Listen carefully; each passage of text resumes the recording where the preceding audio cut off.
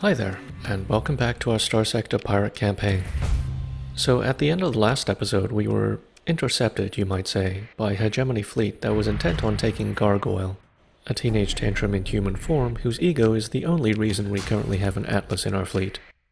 And while I have no love for the little brat, I don't take kindly to being told that I have to hand something over. So I took the liberty of installing a few new windows on the hegemony ships. And now we're heading over to Galatia to get rid of this hacker before he can infect any more of the ship's systems with all the pictures that he found. To be fair, I probably should have put my foot down earlier when it was just a couple of monitors in the crew commons. But now navigation, video comms, even the CO2 scrubbers, anything with a pixel, is now running a continuous slideshow of nothing but catgirl pictures. Alright, here at last. Oh, hi Baird. Listen, I've got this promising young lad who's just dying to meet you. He's a whiz with cybersecurity and pre-domain subcultures, and I think he'd be a great fit literally anywhere off my ship. Also, the hegemony may be after him, though that's a problem that I intend on making disappear pretty soon. By the way, have you by chance heard anything from Elvis? I've been trying to get in touch with him, but I keep getting his voicemail. Oh, you don't know anything? That's alright. What do you mean I should stop bothering him? No, you got it all wrong. I was the one who left him. I know how to leave. I'm leaving right now. You know what? I don't need Elvis when I can have the whole Persian sector instead. And since the hegemony seems so eager to become friends with us, let's start with them. In all seriousness though, taking over the sector is something that's probably going to take quite some time. And I'll be looking to take on the factions one at a time, as a faction that has had all of its colonies eliminated has minimal capacity to cause problems for you in the future. I've chosen Ankara to be our first target as it's near at hand and one of the smallest colonies in the sector. Before launching an invasion, we're always going to eliminate the orbital defenses if there are any, and then perform a tactical bombardment, as this minimizes the number of troops that you'll have to fight during the invasion proper. Once the invasion begins, it's really just a numbers game, pitting the number of marines that you have against the number of defenders remaining in the colony, with some modifications coming into play if any of your ships have the ground support package, or any of your marines have veterancy levels. You may also have noticed that I've finally decided to pilot something other than the Hammerhead, and I've chosen the Odyssey here as it's a ship that I don't often get the opportunity to fly. In many campaigns, I'll have already finished conquering the sector, or simply abandon the campaign out of sheer boredom before I even get a chance to find one of these. However, that also means that it's been months, perhaps even years, since the last time I piloted an Odyssey, so you'll have to excuse me if it seems like I'm being a bit sluggish in picking it back up. However, considering that we're up against an unsupported Tier 1 orbital station, I don't think we're in much danger here. One thing that you're likely to see me doing a lot is circling enemies in a counterclockwise direction, as all of the Odyssey's offensive power is focused on the port side, and its plasma burn ability only works in the forward direction. The Odyssey is also a considerable step up compared to the Hammerhead in both offensive and defensive capabilities, which means that we'll be able to take a much more direct approach when facing capital ships or packs of cruisers. And speaking of being careful, I do want to take a moment to address the fact that I don't like recovering ships from my own fleet that have been destroyed in combat. I touched on this briefly in the previous episode, but I have since received some more comments about it. For example, Ion Dragon called it cognitive dissonance that I'll only salvage ships recovered from combat, but I'll never recover any of my own ships. And to your point, Ion Dragon, I completely agree.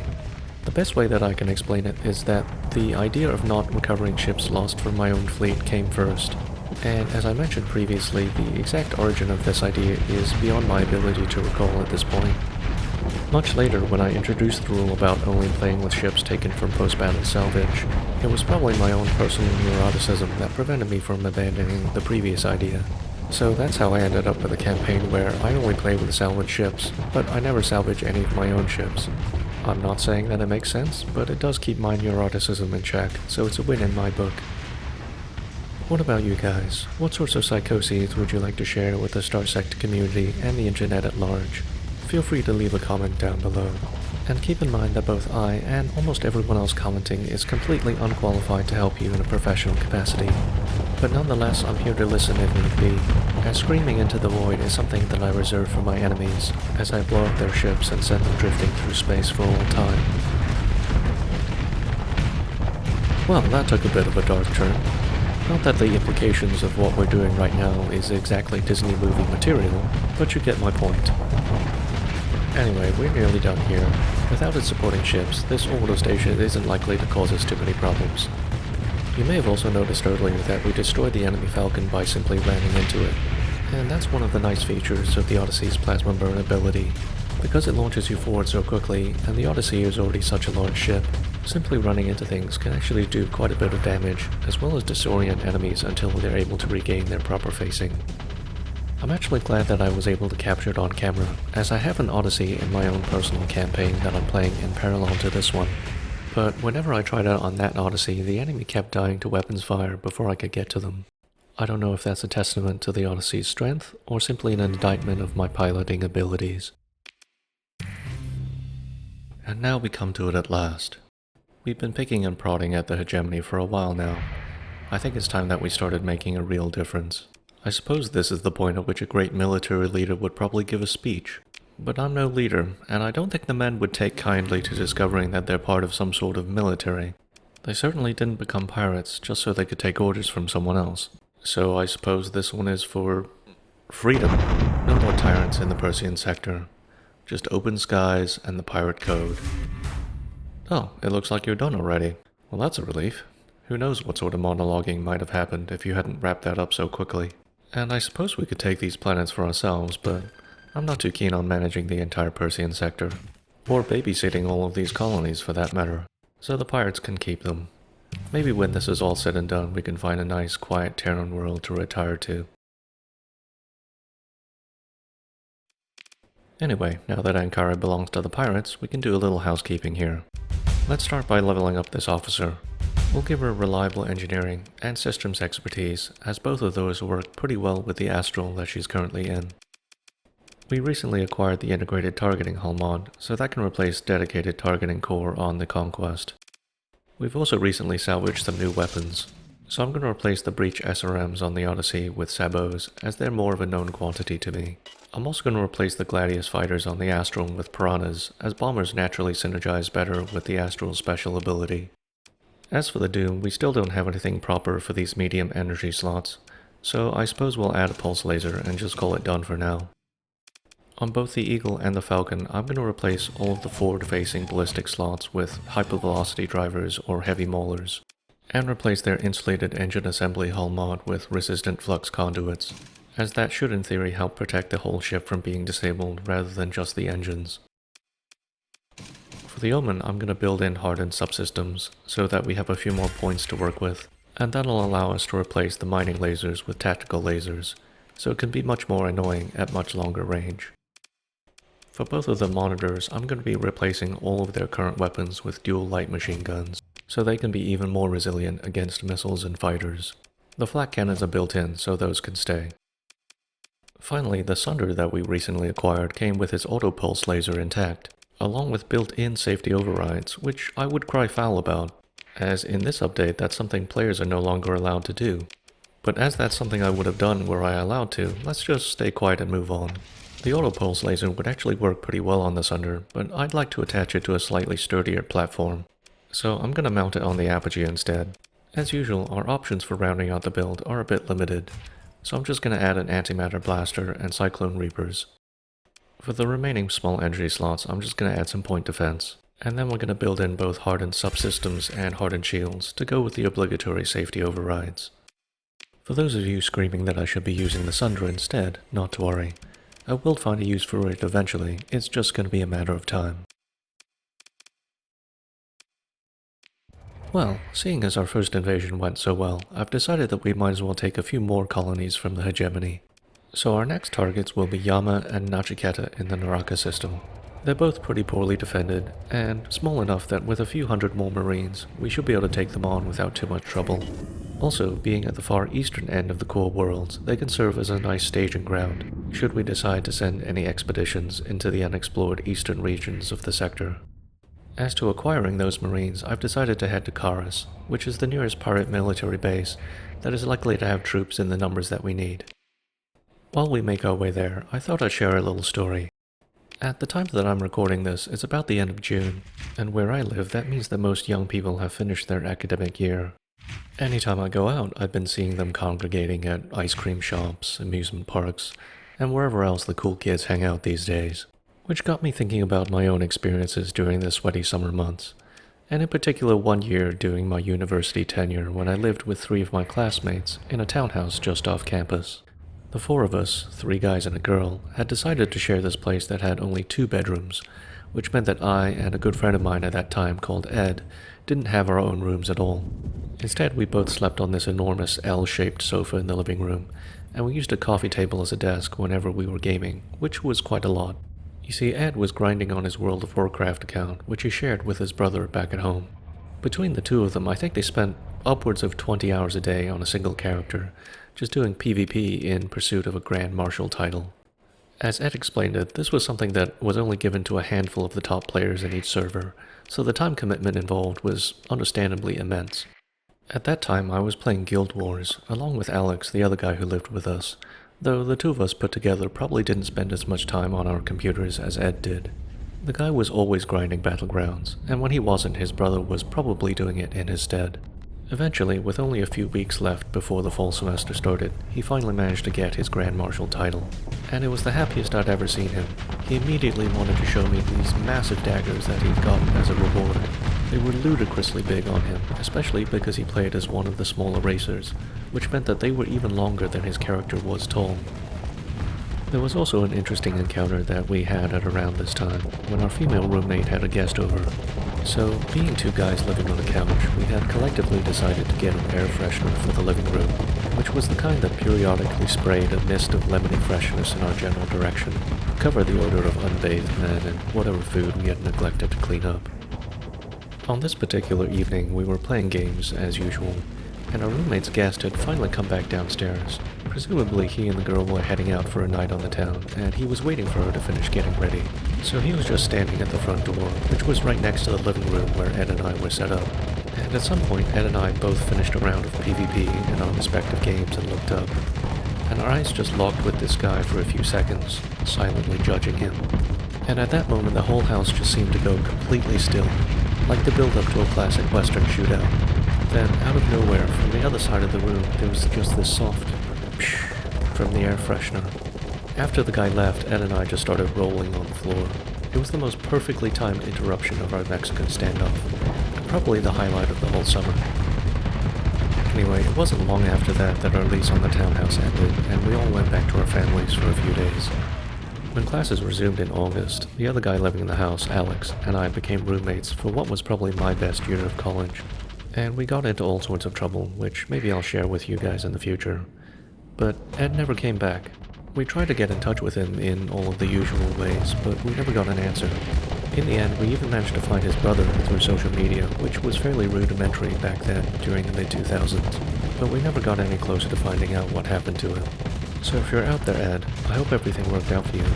I still name characters after you now, doing all sorts of heroic stuff in Battle Brothers or XCOM, but I hope that whatever life you're living turned out to be much more interesting than any of the stories we still tell about you.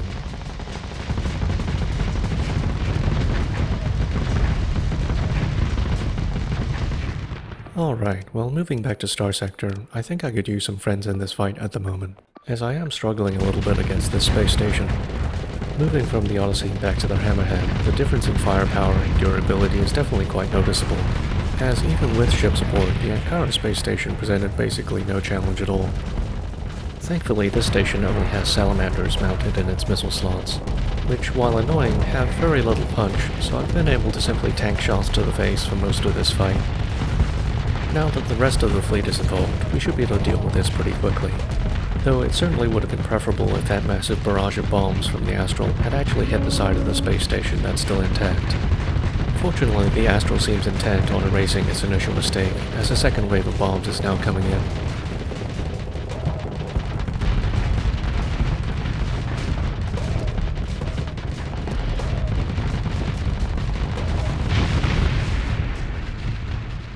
Alright, well the execution was a little messy, but we got there in the end. Now let's see if the ground defenses will offer a little more resistance.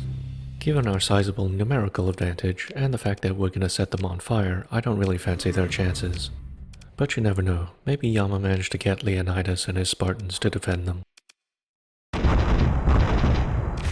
Nope, clearly this is not Sparta. One convenient thing about planetary invasions is that you can always take 100% of the loot, because it's quite easy to simply sell all of it right away.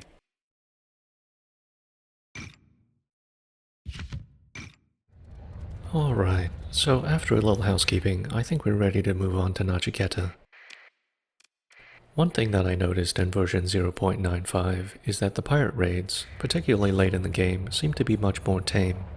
I remember that in version 0.91, pirates would often send multiple raiding fleets with dozens of capital ships, and I just haven't found that to be the case in the new update. However, maybe I simply haven't played far enough along in the timeline. But what about you guys? When you're not playing as pirates, do you still find them to be a nuisance? Or has the rebalance resolved any gripes that you previously had with them? Feel free to share your thoughts down in the comments. So, a small hegemony patrol has made the fatal mistake of trying to take a crack at us, and since I'm still abiding by my commitment to pilot a different ship in each engagement, I'm gonna give the Doom a chance to shine here, as I'd like to save the Odyssey for when we fight the orbital station. It's still not really configured to my liking, but we should be able to make a significant impact with just mines and torpedoes. And since we're in the fastest ship that I have deployed at the moment, I suppose it's on us to keep the enemy frigates away from the rest of our fleet. While that's happening, I wanted to take a moment to talk about an idea that I had for ground operations. So even though Starsector has clearly been designed with a focus on the ship-to-ship combat, I think it would be interesting if there was a mod that did something more substantial with the ground combat. One possibility that I had previously imagined was something akin to Clash of Clans. If you're not familiar with it, it's basically a tower defense game. You arrange structures on a grid, and then enemies deploy on the periphery of your base and try to reach a few key objective buildings and destroy them. In Starsector, I could see this working in a pretty similar way. So, when attacking, the player deploys their troops around a procedurally generated base, the strength of which is determined by the ground defense rating of the colony. And then they try to reach certain objectives based on what they're trying to do. So, for example, if you're raiding for ship blueprints, you'll have to take down the heavy industry building. Whereas if you're trying to take over the colony, you'll have to bring down the headquarters. And then for their own colonies, players get to decide on the arrangement of defenses, with the amount of defensive structures they have access to, again being limited by the colony's defensive rating.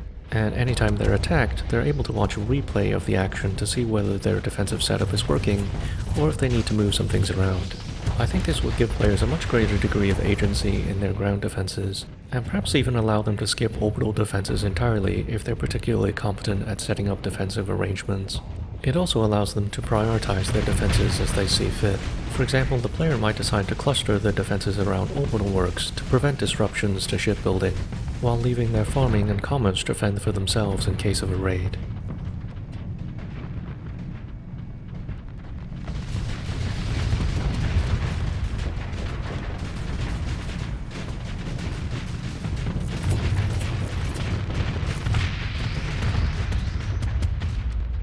Okay, well that didn't turn out so badly. We did unnecessarily take a harpoon to the face early on, but fortunately the heavy armor allowed us to shrug that off without taking substantial hull damage. So it's on to the orbital station. As I mentioned before, I'll be taking the Odyssey into this fight, as piloting the Hammerhead in the aggressive manner that we've been doing is going to become increasingly more hazardous, as we face more and more dangerous threats in the future. I also reconfigured the weapon groups on the Odyssey while we were docked at Yama, so I should be able to utilize the full range of missile weapons more effectively now. On the other hand, I'm still undecided as to what to do with its fighter bays. Obviously our options at the moment are still fairly limited, but I'm open to ideas regardless of whether we can currently implement them or not. So if you had the full range of fighters available in vanilla, what would you put on an Odyssey? Feel free to leave your suggestions down in the comments below. So I'm seeing some Mervs come in, which is actually a pretty good matchup for us in terms of large missile weapons. They're fairly slow moving, and they don't track at all once they've broken up into the smaller missiles, so we should be able to simply plasma burn out of the way if we want to avoid them. There's also a long delay between shots, which gives us plenty of time to vent if need be, and also do some damage in return. What's more likely to trip us up is the speed with which the midline orbital station rotates. It's much faster than either the low-tech or high-tech stations, and that, along with the fact that the Odyssey favors circling enemies in a counterclockwise direction, means that we're going to have very little time to target each of the station modules before it rotates out of our firing arc. Fortunately, I have both Squall missiles and sabos to help bring shields down as quickly as possible, so we can actually do some proper damage to the station. It would probably also help if I wasn't sprawled out right in the middle of the Conquest firing line. There. Now he should have at least one less reason to curse at us.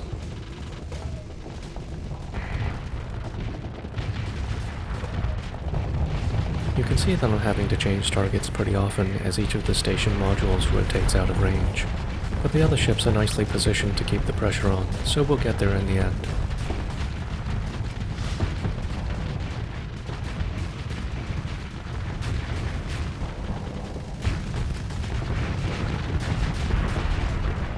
I'm gonna vent really quickly here before the main offensive module turns to face us. Even though we're down to just the last two parts, this half of the midline station, when properly equipped, can really do a lot of damage very quickly, so it's best to be well prepared when taking it on.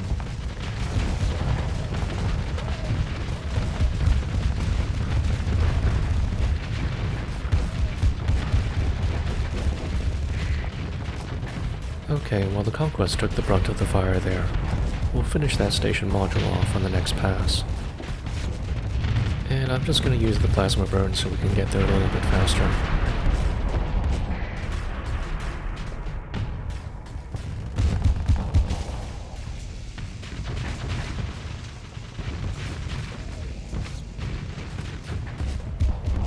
And now I'm going to try and wrap my head around driving an Odyssey in reverse.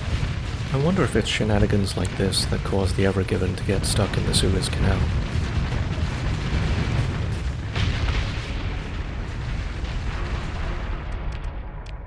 Alright, well that's the end of that. And we were able to get some nice large weapons from that encounter. I'll have to remember to put those to good use at some time. But before that, we still have a planet to invade. I'm still hoping to see some hoplites in leather thongs, but I suppose I'm not holding my breath.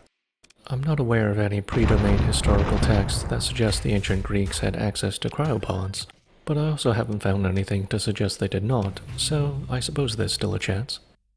Anyway, still no Spartans this time around. And I think my bloodlust has been sated for the time being. So I suppose we can give the hegemony a bit of a reprieve and go look for that technology cache with the Alpha Core. But that sounds like something for us to do in the next episode. So until then, thank you so much for watching, take care of yourselves, and I'll see you out there in the sector.